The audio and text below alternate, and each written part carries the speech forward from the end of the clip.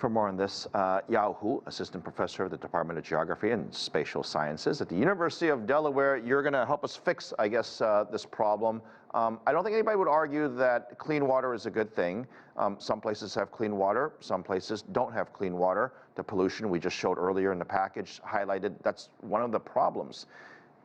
My natural instinct is, isn't it easy to fix some of the low-hanging fruit by just stop polluting? Yes. Exactly. So first, I want to thank you for having me on this show during this special day.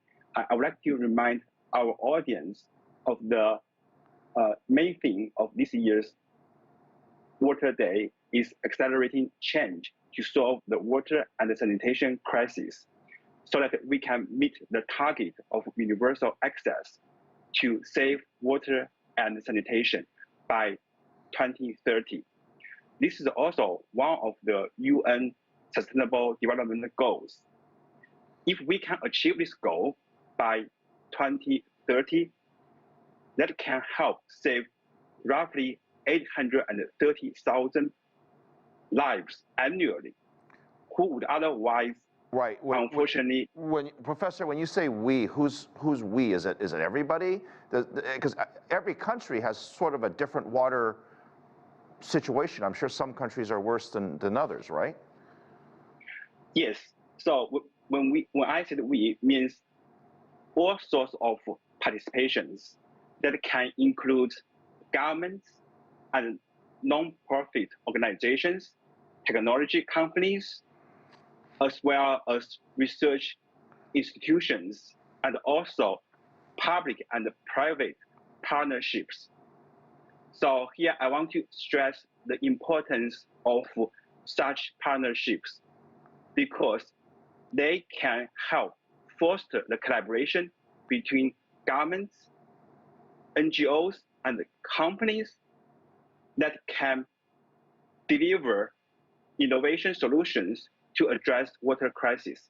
Right. Okay. So, if I ask anybody, any government official, about this topic, I'm sure everyone would agree we want to have clean water, right? It just 100% of people would say that. So we're in agreement. I think everybody wants to fix this problem, but at the same time, wouldn't it be easy for these governments who have this water problem to take their own initiative to stop, say, polluting the rivers and oceans and lakes? I mean, there are a lot of things that they can do on their own in addition to the partnerships that you're speaking about. Isn't that the first step?